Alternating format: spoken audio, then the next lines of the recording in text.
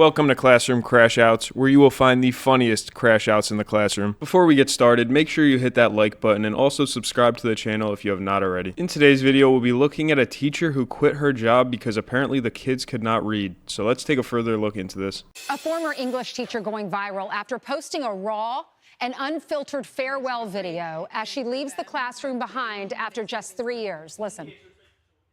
A lot of these kids don't know how to read because they have had things read to them, or they can click a button and have something read out loud to them. I just don't think these kids even care. They don't care about making a difference in the world. They don't care about how to have a resume. They don't care how to write a resume. They don't care how to write a cover letter because ChatGPT will just do it for them. And I think that we need to cut off technology from these kids probably until they go to college.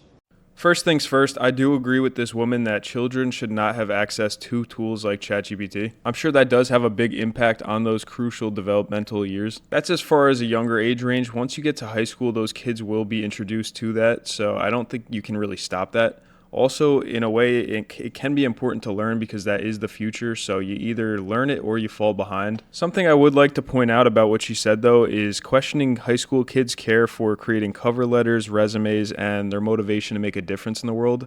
I'm not so sure if that is due to ChatGPT. I mean, realistically, she has 3 years of experience, so she can't really compare what it was like 10, 15, 20 years ago. I graduated from high school in 2017, which was before ChatGPT was even a thought. And I have to say, most of the kids just wanted to have fun. They weren't really concerned with changing the world or creating cover letters. And to be brutally honest here, I think if you're going into this field of becoming a high school teacher, you should know what you're getting yourself into. Hannah is a former teacher, and she joins us now. She posted that video. More than 1 million people have seen it, Hannah, probably more by the time we're on this morning. Why did you post that video?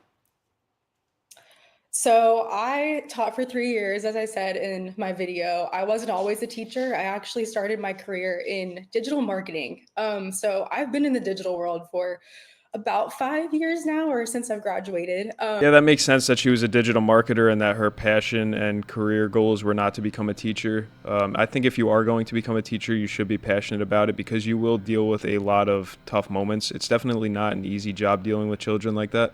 And throughout the 3 years, I've taught digital arts classes and I've taught an English class. And I would say that in all of my teaching experience, technology has posed quite a challenge. And with AI becoming so accessible to children nowadays, especially teaching in an English or Core 4 classroom, it's been especially challenging kind of to have the kids comprehend and critical think and think for themselves on certain things. Yeah. So on my way out, I wanted to kind of raise awareness and just let people know how AI and technology is affecting their children these days. Right. I know, coming from a mother who taught for 33 years, my sister's a teacher in South Carolina, the challenges that y'all deal with, this is even before AI was a thing. I'm sure it's even more challenging now. And clearly, your opinion is, yes, it is. You're a high school teacher. I'm sure your students loved you. We hate to see someone leave education because of problems within the classroom. Give me some examples of what the students are saying to you. Well, a lot of students, and I do want to be clear, I taught a lot of very motivated and bright children. And so I don't want this to come off as if this is all the kids' fault. But I do know that a lot of times in my English classroom, I would ask them to write down a short response or just 5 sentences to answer a question. And a lot of times it would be about 2.5 sentences. And they would say, well, I can't think of anything else to say. Or, well, why do I have to answer in complete sentences? Like, you get the point from what I'm saying in just this little sentence. And then a lot of times I would assign essays, long form essays. And I know how children write, especially when they handwrite me things in the beginning of the school year. And so when a student, how I know how they write, typically would give me a very eloquently and thorough essay on a topic that I know that normally wouldn't come from them, I would ask them, was this really you? And I'd run it through an AI generator. And of course, it would say 100% ChatGPT or AI. And I would speak to the student and they would more so question of, well, if I have to redo this, how much is it really going to affect my grade? Can I just take the 0? Oh my gosh, trying to take the easy way out. Yeah. Right. Is it promoting just a laziness among our children? What in the world kind of question is that, Mrs. News Lady? Obviously. I suppose, and a lot of them are just feeling as though they don't really need to do the Mhm. work anymore because AI will just do it for them. And Right. I think that AI can be in a classroom in a very effective way if we teach children in the older grades how to use it properly. Mhm. But if we're allowing them this unlimited access in the classroom to use AI, they're not going to do the work themselves. Yeah, I know you're a proponent of getting technology out of our classrooms, getting the phones out of our classrooms. I still can't believe some schools are allowing that. Thank you so much. I'm so sorry you had to leave the classroom. What are you going to do next?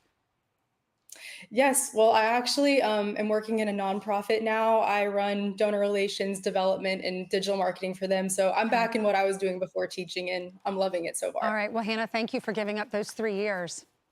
Appreciate it. We love our teachers. Just a quick couple thoughts before I wrap this video up. I find it kind of interesting that it's like, oh yeah, let's take away ChatGPT and AI until they go to college. But now when they go to college, they could spend $100,000 and just cheat their way through. Obviously, it is very harmful to younger children to use ChatGPT, but I find it funny how they're like, oh yeah, when you get to college, you could use it, which basically makes the degree worthless if everybody's just using ChatGPT. I know in my last 2 years of university, or I think it was the last year that ChatGPT was introduced, everybody was using it. Literally nobody was actually doing work on their own. The impact of ChatGPT on college students is also dangerous just because those people get out of college and they're labeled as professionals, which obviously will come along with experience as well. But a lot of these college graduates that are now so-called professionals have cheated their way through, so it's a little scary. It's actually, the wrong person could be having a degree just because they were easily able to get through it. So I think that also is very dangerous to society. But the problem is, like I said before, you can't really hide it from these students. I don't know how they can really regulate it. So hopefully in the future, they do figure out some way to regulate it. But that's all I have for this video. Let me know your thoughts down in the comments.